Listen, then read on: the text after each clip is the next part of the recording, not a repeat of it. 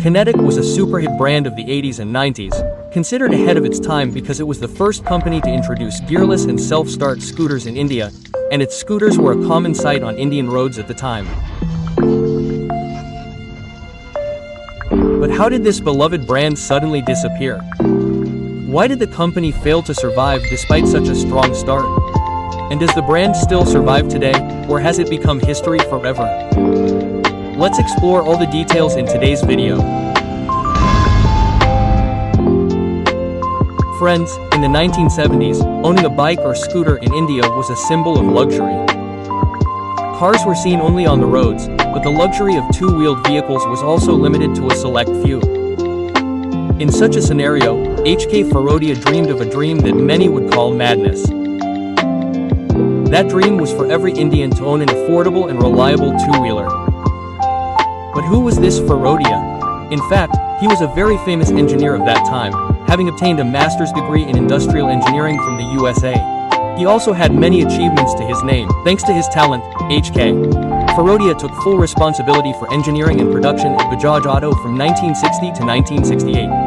At that time, the automobile industry was still emerging in India, lacking its own technology and proper resources. However, Farodia transformed Bajaj Auto into one of the most reliable manufacturing companies of the time. Subsequently, in 1972, H.K. Farodia founded Kinetic Engineering Limited, which manufactured gearboxes, transmission systems, and other similar mechanical parts for other vehicles.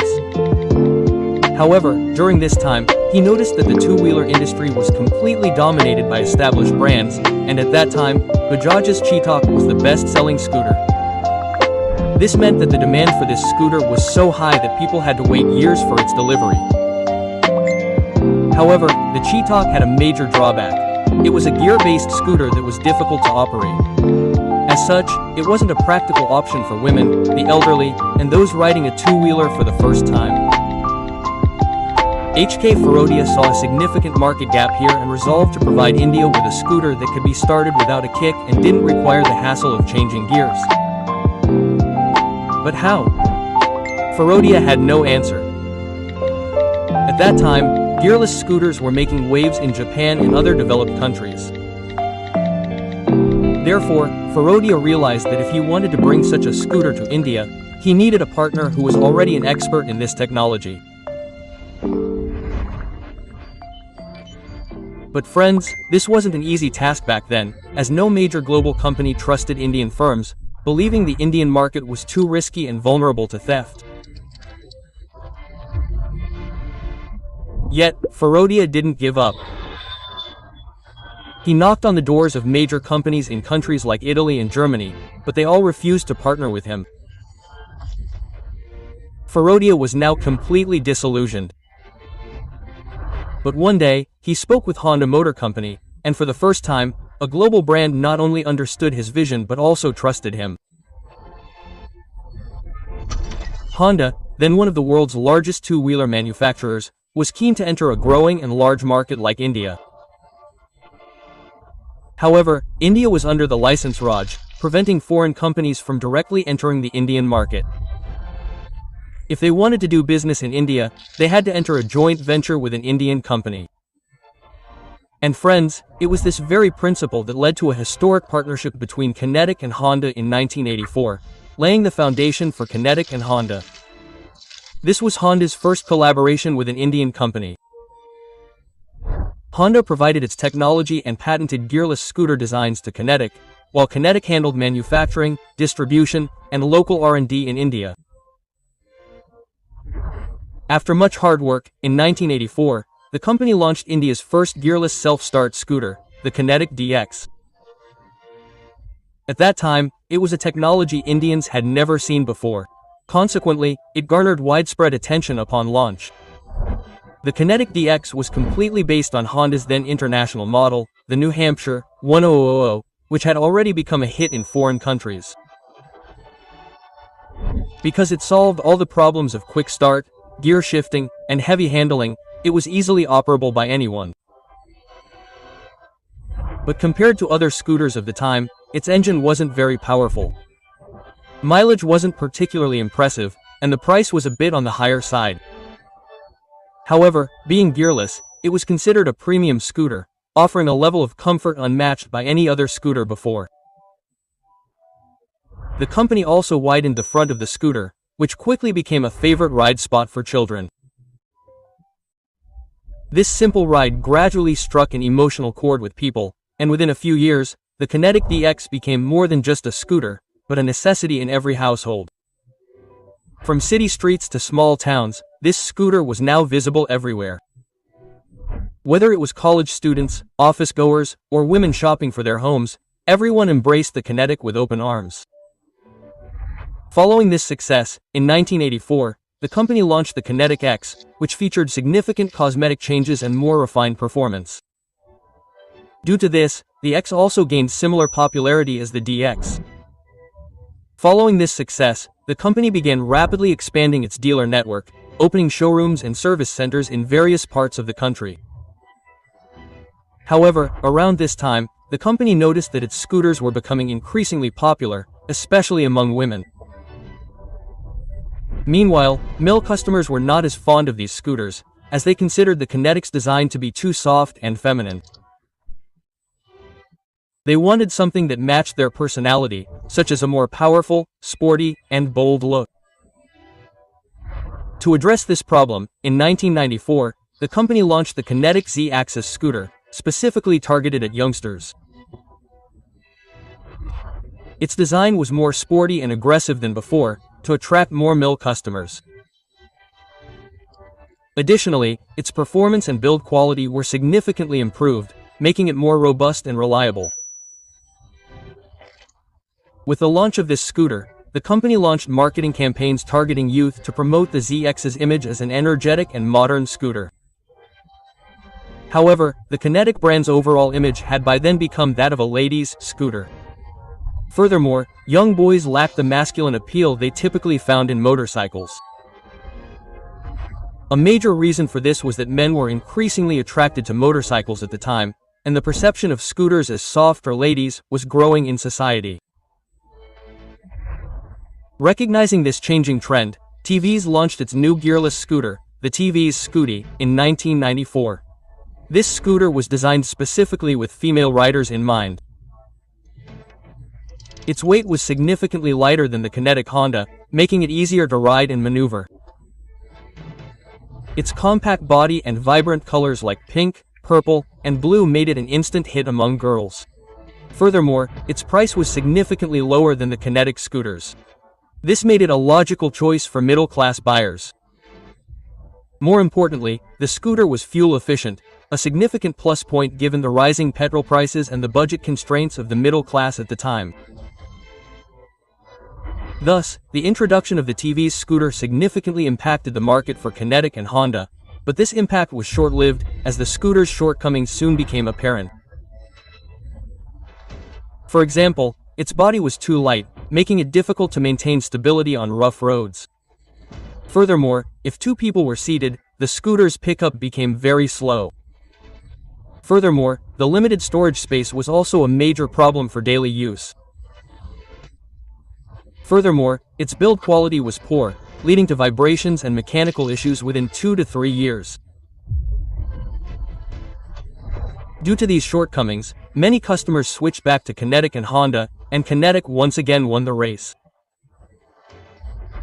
In 1995, the company launched the Kinetic Marvel, which not only looked modern but also excelled in performance. This led to the Marvel being awarded Scooter of the Year that year. Seeing the Marvel's tremendous success, Bajaj Auto, until then known for its durable geared scooters like the Bajaj Chetak and Bajaj Super, jumped into the gearless scooter segment and launched its first gearless scooter, the Bajaj Spirit. The Bajaj Spirit was specifically designed for teenagers and college-going girls. However, its performance wasn't much different from the TVS. Consequently, it didn't gain much traction in the market, and Bajaj withdrew from gearless scooters after a few years. The path was clear for Kinetic, as there was no major competition left in the market.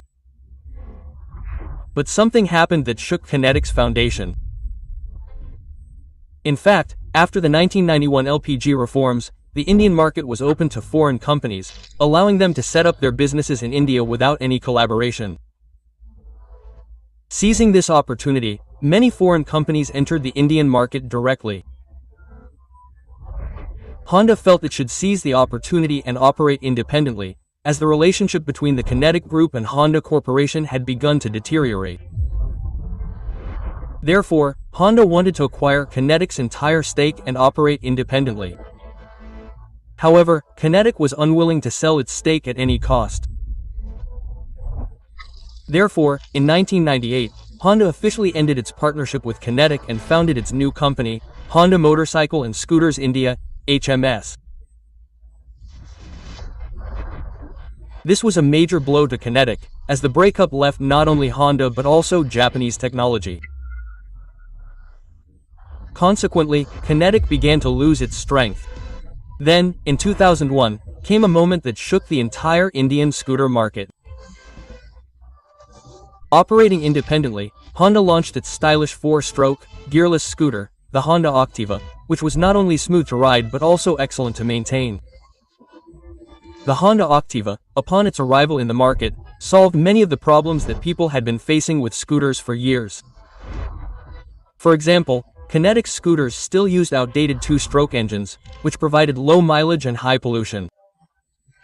The Activa, on the other hand, featured an advanced 4-stroke engine that not only delivered better mileage but was also more environmentally friendly.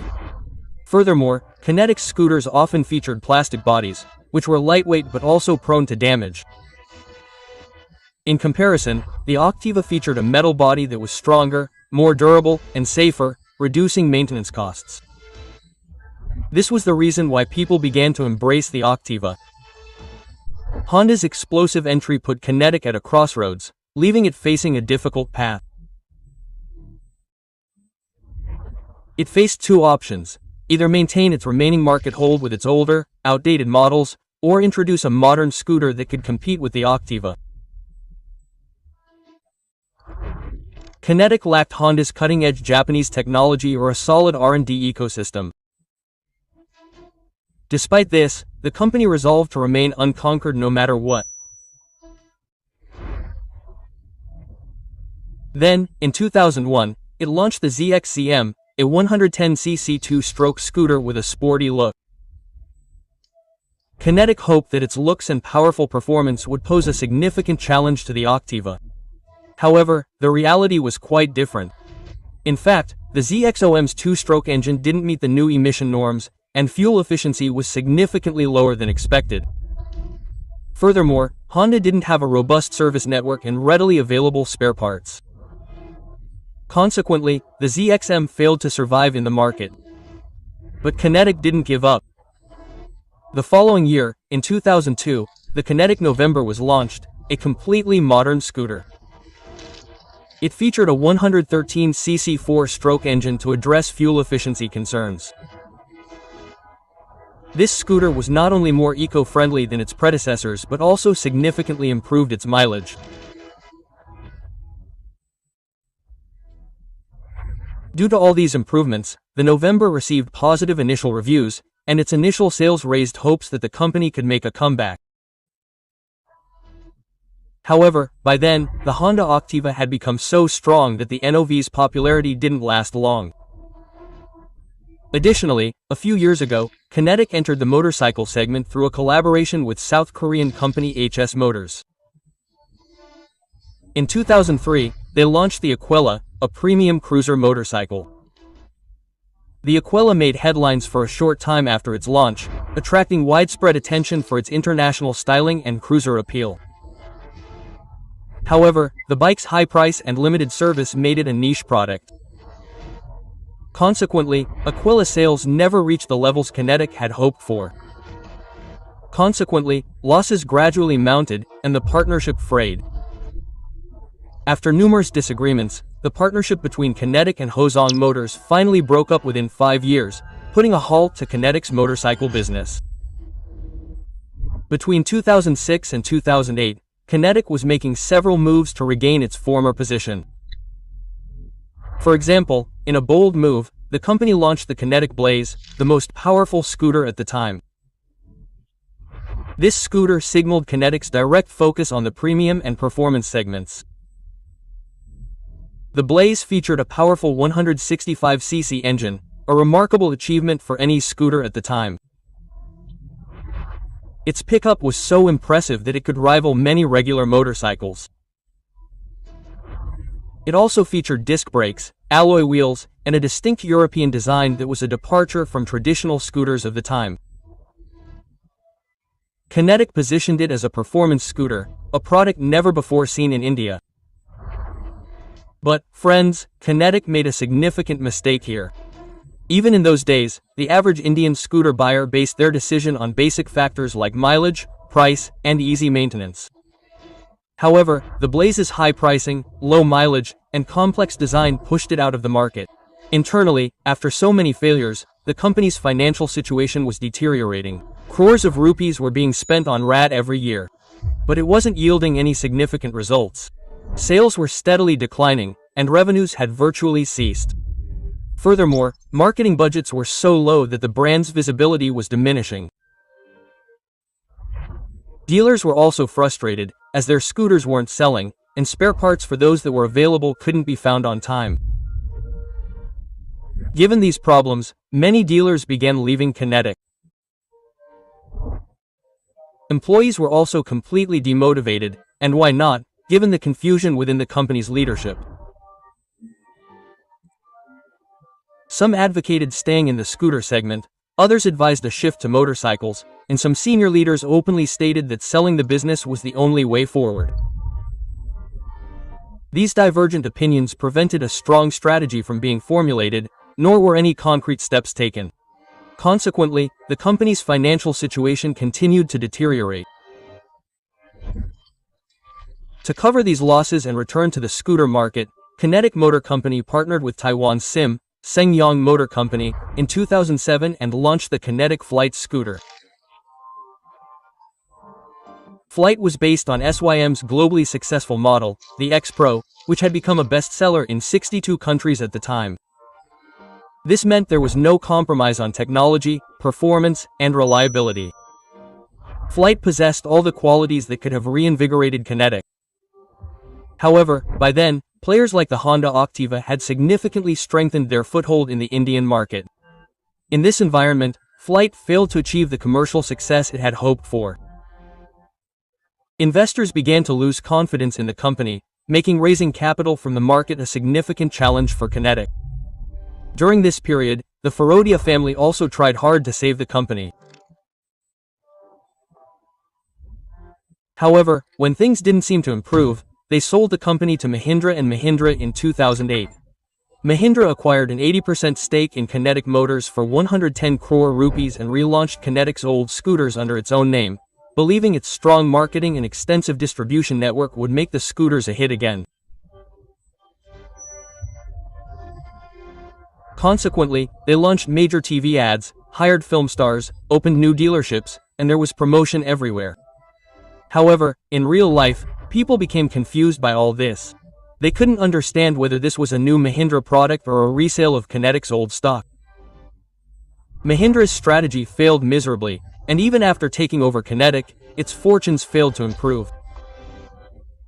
Consequently, in 2014, the Firodia family sold their remaining 20% stake in Kinetic to Samina Capital, completely exiting the company.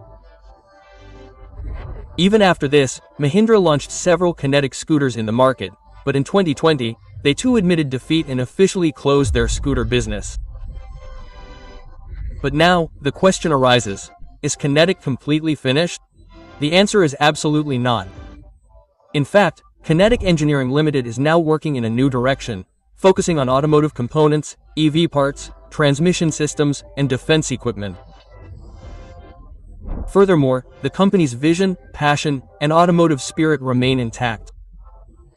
That's why it has entered the EV sector with new technologies, new models, and a fresh start. As part of this initiative, Kinetic has relaunched its most iconic product, the Luna, in an electric version in 2024. It has been named the L Luna. This scooter evokes nostalgia, which is why it was widely discussed upon its launch. Additionally, in July of this year, Kinetic launched another new electric scooter, the Kinetic DX. And friends, Kinetic is no longer limited to scooters. It has also established itself in the commercial EV space with electric three-wheelers, especially e-rickshaws. By the way, do you have any memories of Kinetic? Please let us know in the comments.